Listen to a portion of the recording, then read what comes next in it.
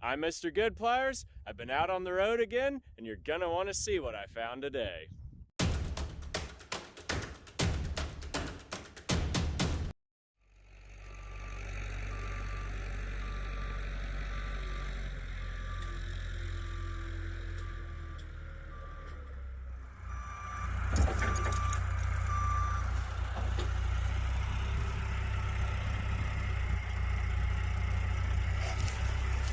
Yeah, we'll give it a try, I guess.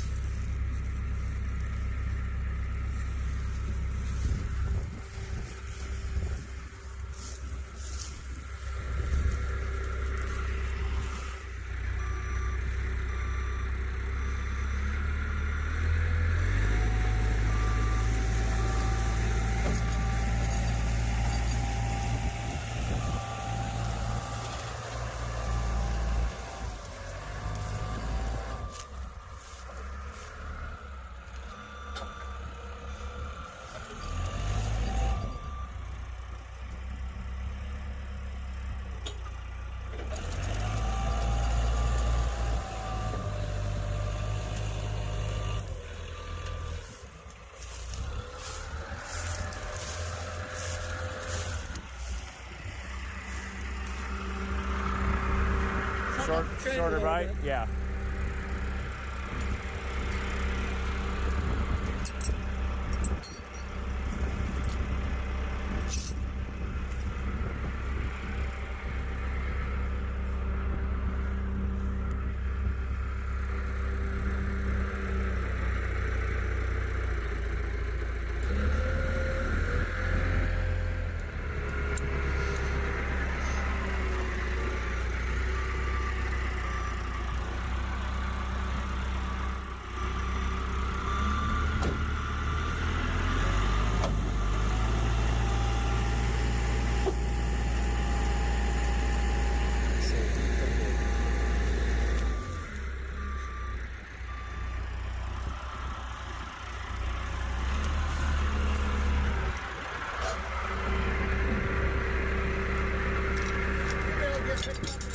Okay.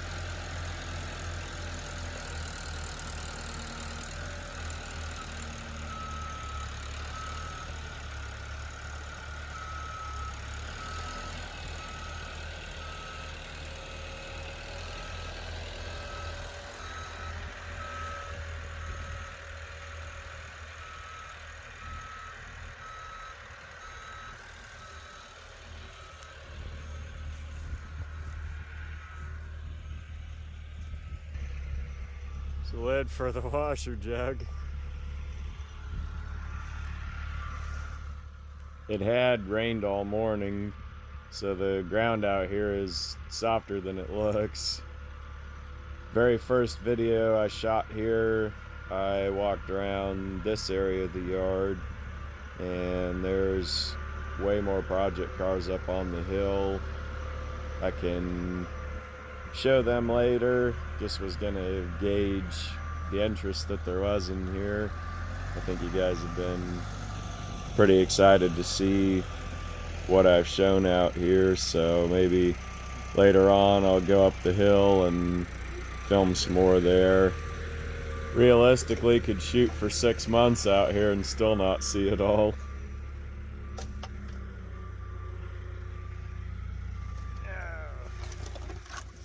She's losing parts.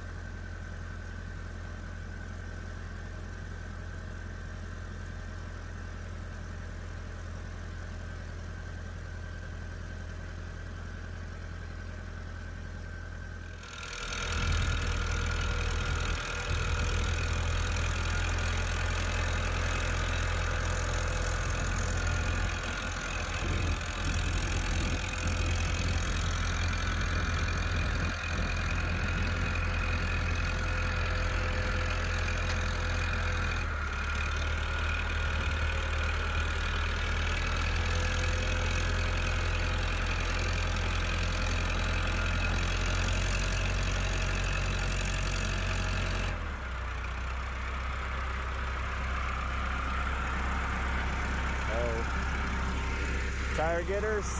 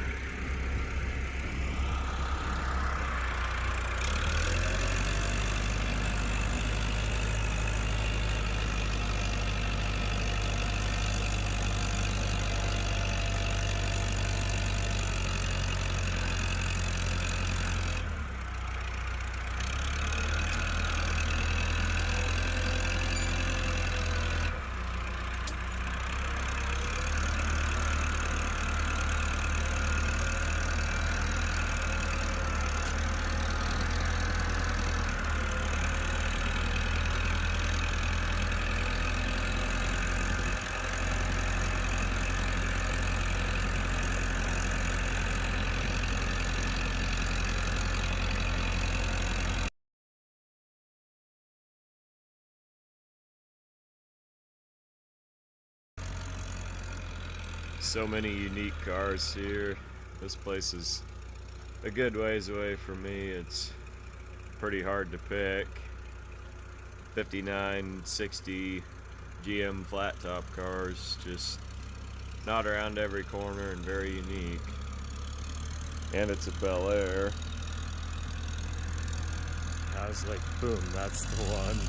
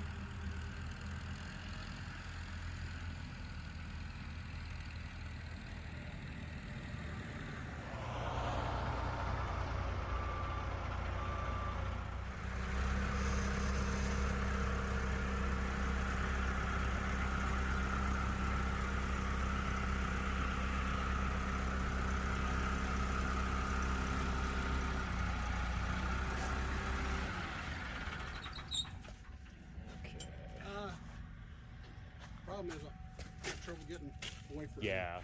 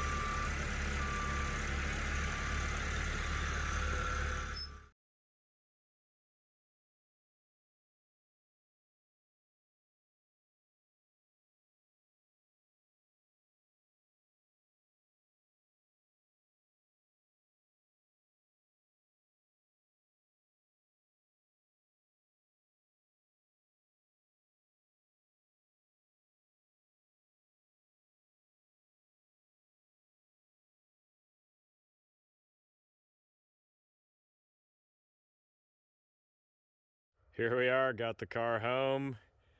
Normally don't get in a hurry to get them off the trailer, but friend Joe's contacted me about a bunch of cars in the woods, so they're gonna be out there early tomorrow morning, so I gotta get to work and make this old lump roll.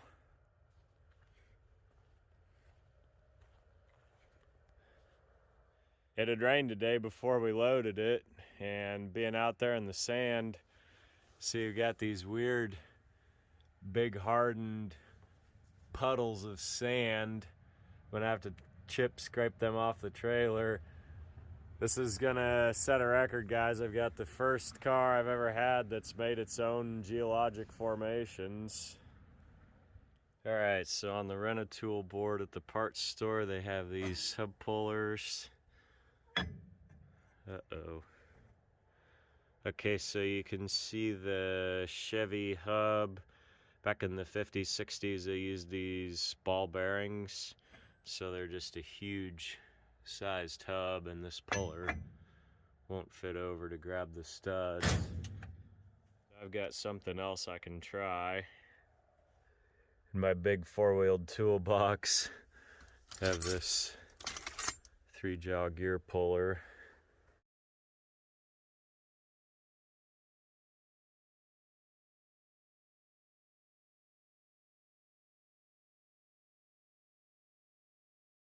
Okay, you can see there's no way that's gonna work either because that drum is too big.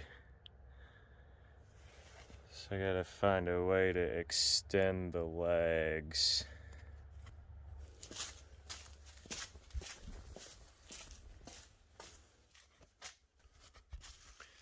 Just redid my trailer suspension. Got some leftover shackles. There's no way this is gonna work. I've dumped out the mystery bucket.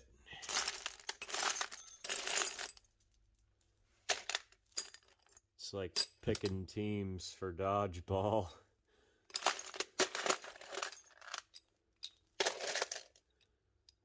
I think this will work.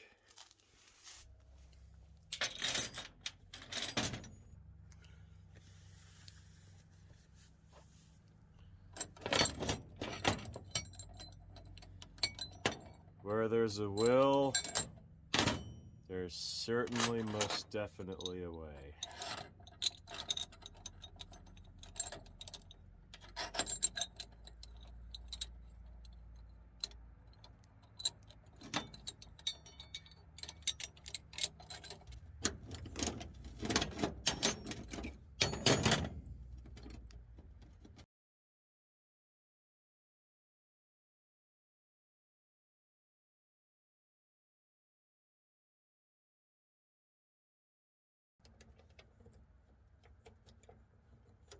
And last piece, the exhaust valve.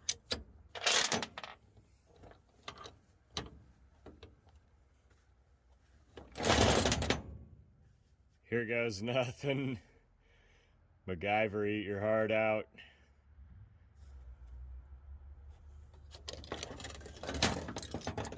There's no way this works.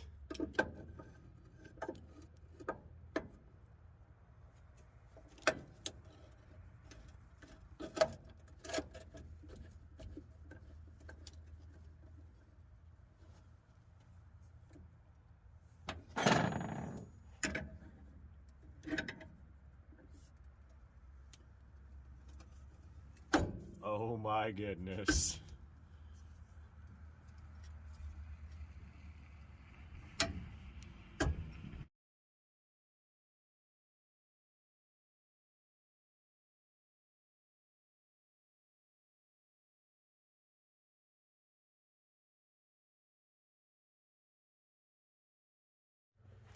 Okay, I just want to document this for all to see.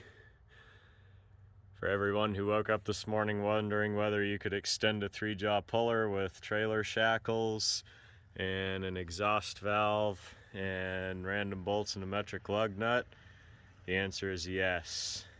I've lofted this late night Hail Mary and it has drifted gracefully into the arms of the receiver.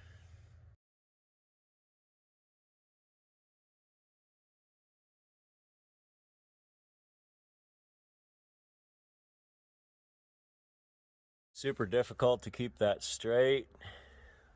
It's sat so long, it's super rusted in there, so I've got the drum pulled away enough that I can get a torch in there and cut through that adjuster. Pulled the dirt away, so that's the next step, is cutting the adjuster. Rusted up, it's junk anyway. Yeah, that went pretty quick. I'll get this backing plate cleaned up, pull the other side. Got the front figured out to get it rolling, and then next step after the front rolls here, we'll move around to the back, and those ones are easy because you just take the torch and go all around them and cut them.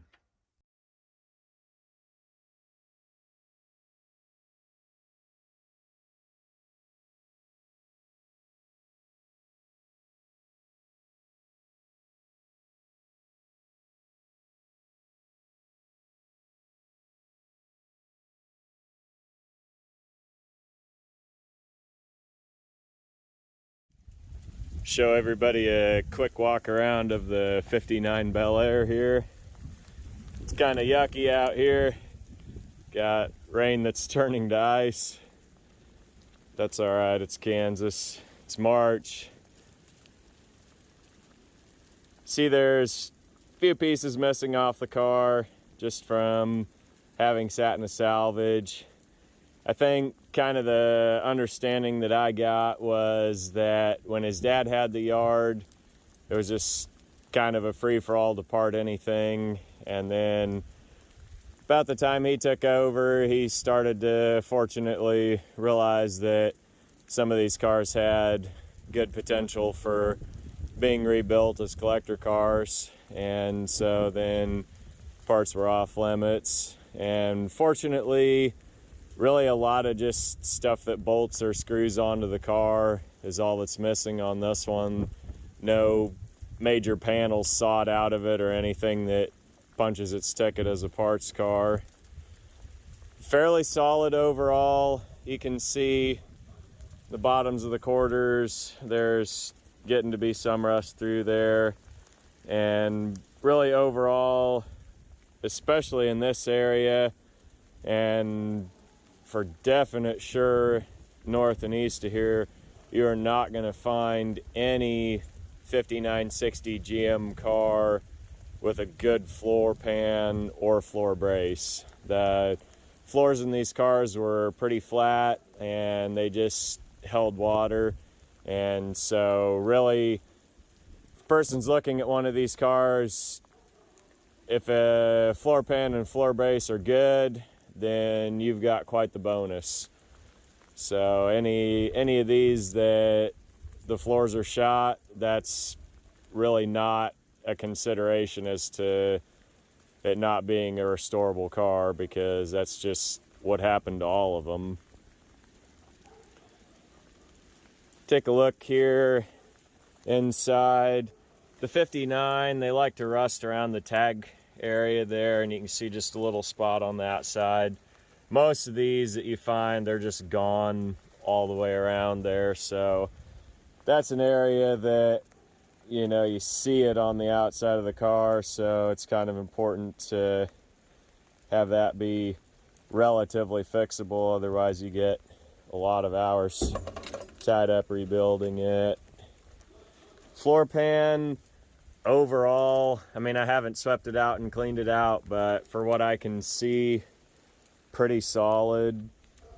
And you can see over just in some of those flat ribs where the water sat, there is some rust, but not something that you know, still showroom fresh, but I can't see needing to cut it out and do major surgery. Although some of these, a lot of guys, they don't have the fortitude to patch pinholes like I do. I can fill a lot of pinholes with a MIG welder. See on the edge there, somebody unfortunately pried that trunk and kind of beat it up. More so really on the body than the lid. The lid itself is pretty decent. I will say I have parted quite a few of these cars over the years and have a lot of the trim pieces and taillights and things like that that are gone. Got a speedometer, really anything that isn't here, just about, except for the driver's door for some reason has been gutted out. A friend of mine has a rusty door that I'm trying to get a hold of from him for parts, and beyond that, that would make this car pretty well complete.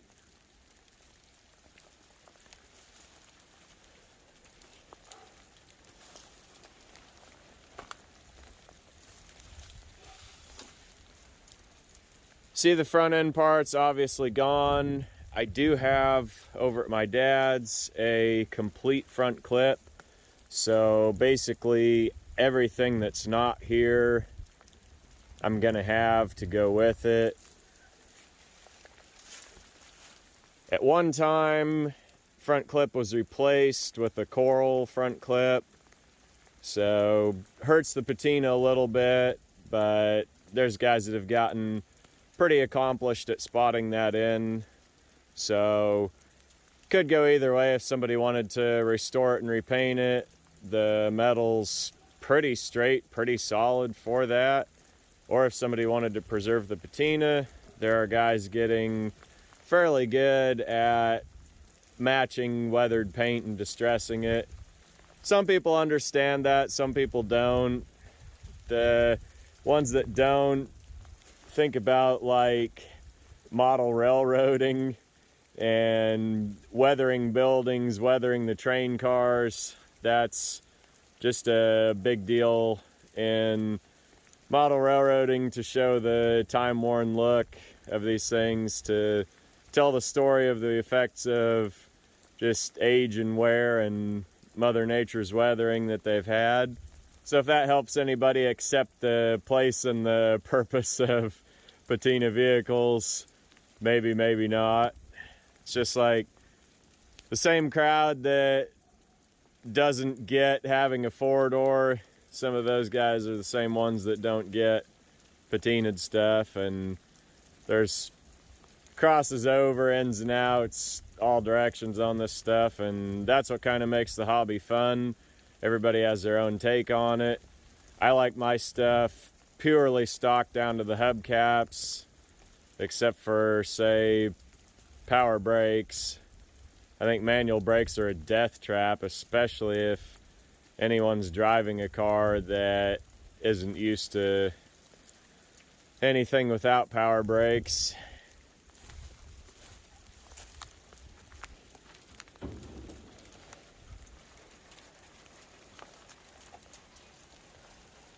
So this one you can see has the original 283. Mr. Goodpliers Motors, our cars come with a guarantee. I guarantee it's locked up. Electric wipers with the washer. Manual brakes, unfortunately. Definitely need to get rid of those. It is a manual steering car. I actually kind of like manual steering, especially when you're moving. You really hardly tell the difference. I think some people just whine and complain about it trying to get into tight parking spots, but I had an old Chevy van with manual steering, and man, I loved that thing. It was great.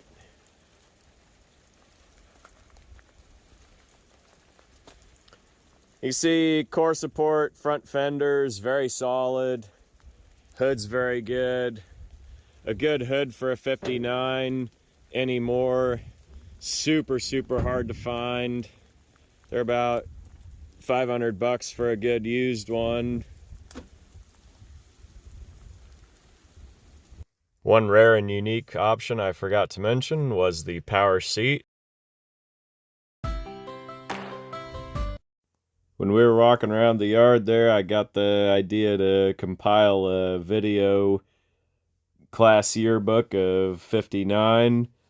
That was just kind of an idea that popped into my head after walking through the yard that whole time. I thought we'd just about seen an example of every make in there from '59.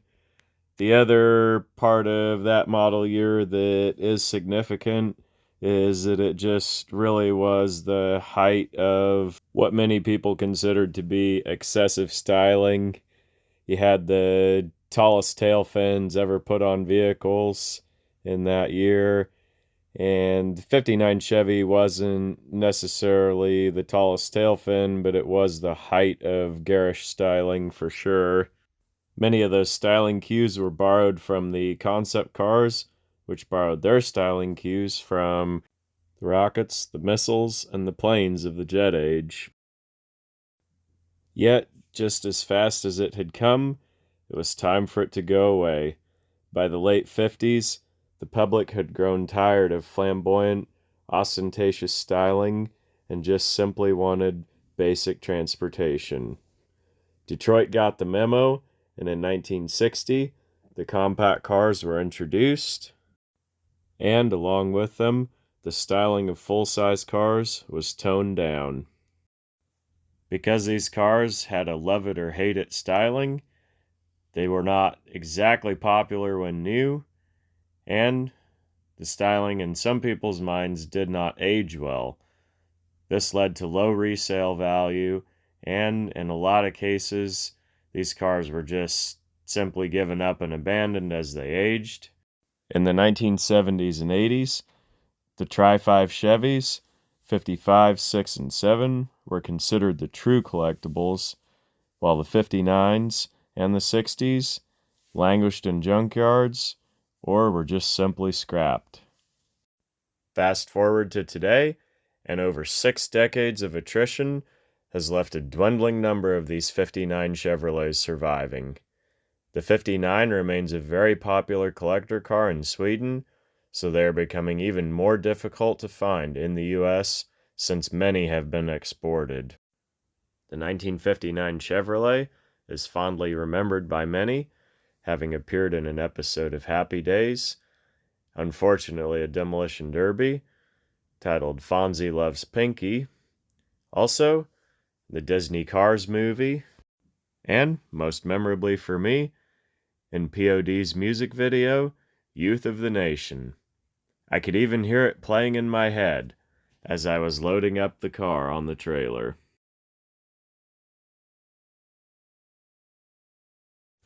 Some of you people probably already thinking I'm crazy for walking past a yard full of 2-doors to buy a 4-door car. You can register your complaints down in the comment section.